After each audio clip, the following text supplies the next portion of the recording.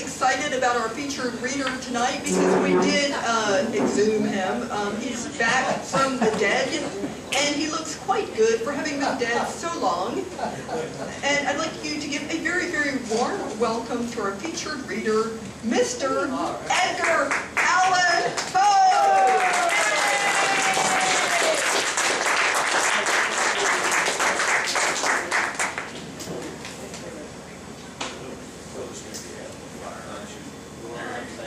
Oh yes, my name is Edgar Allan Poe.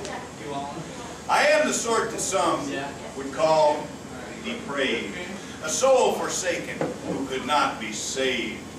I died a poor man, not a cent to show.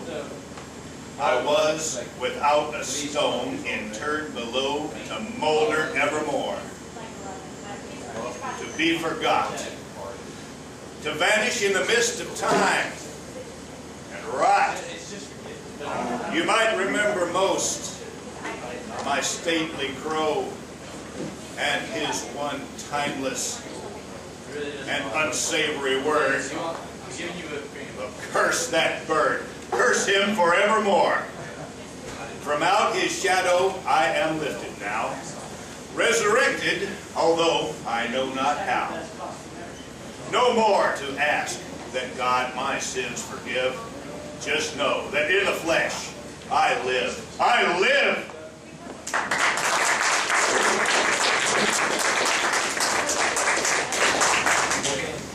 I was a little rusty getting out of the box, so I audited a little English class over here at a small community college. Took an assignment from a lady named Mrs. Feldman. Silly little thing. Consider the noose. Consider the noose. Such an expedient implement, and so easily contrived from a length of cord, a rope, a belt, a silken sash. I can imagine in darkness a face visible only by the flickering glow of a candle.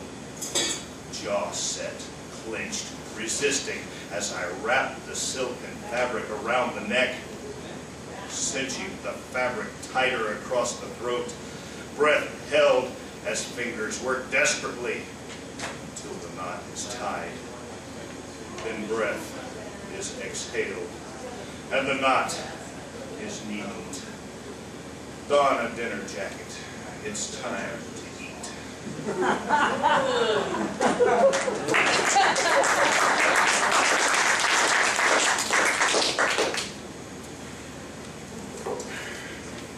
And for my final thing here,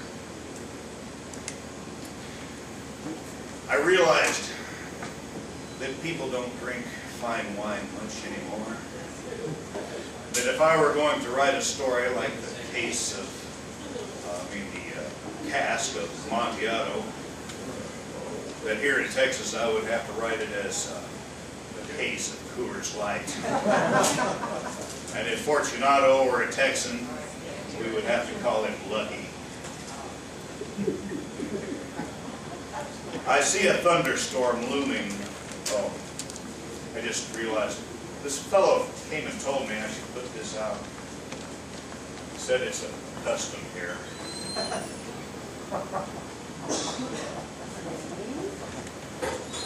Start over now.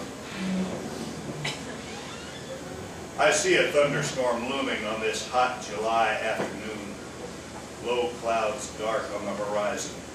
In the hill country of Texas, you can't help but feel apprehensive on a day like this.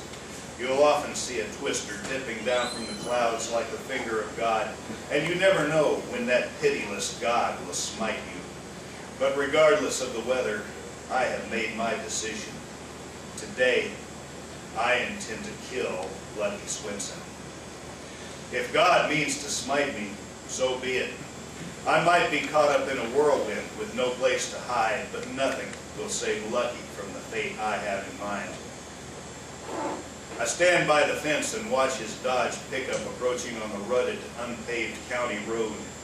He stops at his gate and gets out of the truck, his pointed boots kicking up dust as he opens the gate. He always wears Wranglers, a Western-style shirt with the sleeves rolled up, and a sweat-stained Stetson. The noise of his diesel engine with straight pipes is one thing I won't miss. When I bought this little homestead 5 years ago, I didn't have a neighbor in sight. The land was cheap. People were reluctant to buy because the water table was low and drilling the well was a crapshoot. But 3 years after I moved in, Lucky Swinson hired a local man to sink a well on the neighboring lot. I guess he really was lucky because they found water on the first try. Next thing I knew, Lucky put a shoebox-shaped prefabs up on blocks. Suddenly, I had a neighbor. Now I'm watching him close the gate and get back in his truck. His truck bounces a bit as he drives up the tire-tracked path, 50 yards or so to his house. He gets out, flashes a smile, and gives me a wave. After he gets out of the truck, he walks over to the fence to talk a bit. It's a daily ritual. "Still catching them snakes?" he asks. He's eyeing the snake tongs I'm holding in my hand. "Yep," I say with a nod. "Get any today?" "Yeah, got me a 4-foot diamondback over there on the south edge of the property line." Lucky cringes and says, "Gas, how many of them things you caught now?" "I got about 6 of them in a box up there on the porch." "Christ, Monty, why don't you just shoot them sons of bitches?" I just shrug. Then I pat the .357 on my belt and say, "Guess I could if I wanted to." Lucky shakes his head. I know he thinks I'm nuts. Then he looks around at the clouds. On the horizon we see a flash of lightning. Several seconds later we hear the thunder. The storm is still a way off, but it's getting closer. "Looks like we'll finally get a little rain," Lucky says. "Yep. God knows we need it." "Yep. God knows," I say. And then I add, "Hey, Lucky, I got a case of Coors Light over here in my cellar. I'll never drink the stuff. You want it?" A big dumb grin spreads across his face. "Why the hell did you buy it then?" "I didn't. My brother-in-law gave it to me when I was down in Austin last week." "Oh," he says, and he's still smiling. "It's free beer, man, but I ain't going to carry it over here for you. If you want it, you can come get it." "Okay, you don't have to ask me twice," he says. Then he's heading toward the gate at a steady clip. Things are in motion now. I feel my heart start to pound. Thunder rumbles in the distance again. I see the clouds are getting darker. But I'm not going to fret about the weather. I'm watching Lucky as he heads down to the gate, and I'm thinking, I could just gun him down right now. It would be easy. Nobody would see. And I could bury him somewhere out in the trees. But the man who betrays me should have some time to regret it. I want him to taste the bitterness of betrayal himself before he dies. I want him to suffer a bit. I meet him at the gate, and we walk together towards the house. As we walk, he asks me, "So how long's Leanne staying down there in Austin anyway?" "Not sure," I tell him. "Maybe another week or 2. A few more steps and we reach the cellar door. I lean over, grab the handle, and pull the door open. The hinges creak. I nod for Lucky to enter. He sets one foot on the top step, but then he stops and looks at me. "Why'd you put your beer in the cellar?" he asks.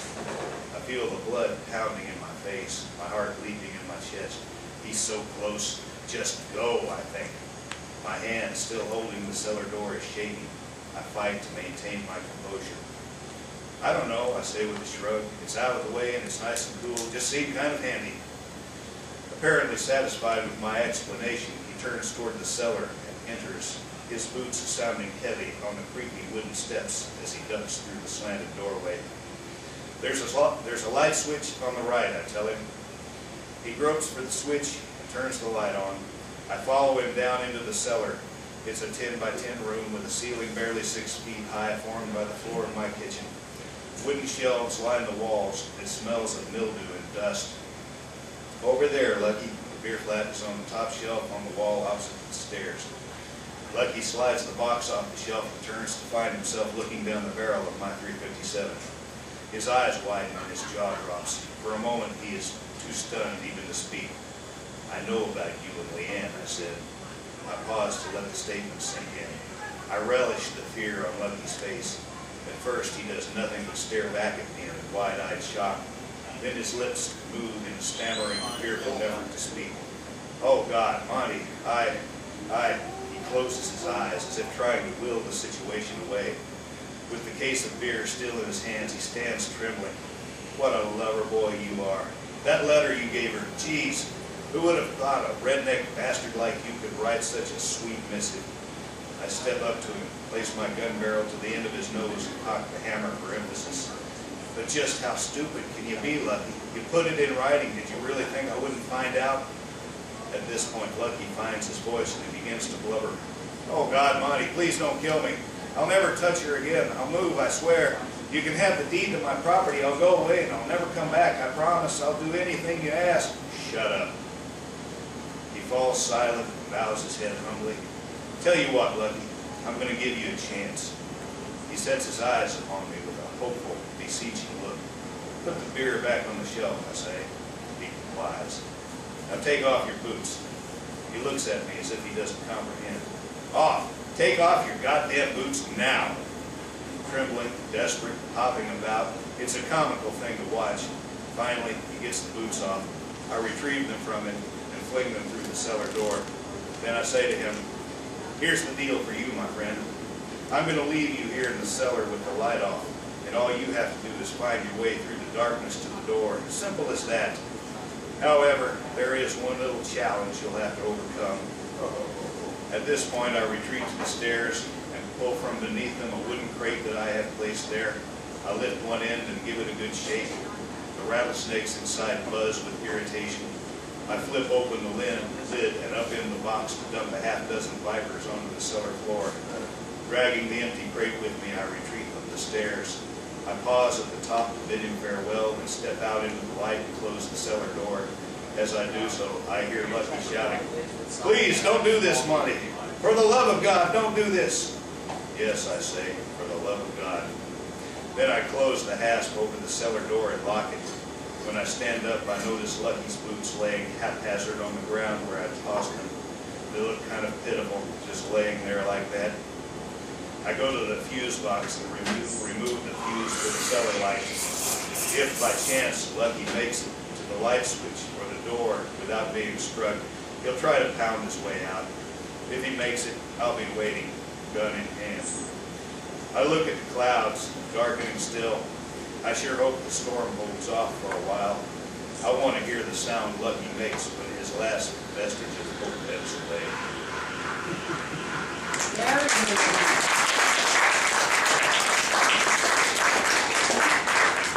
That happy note? I'll step aside and let somebody else read something. So scary.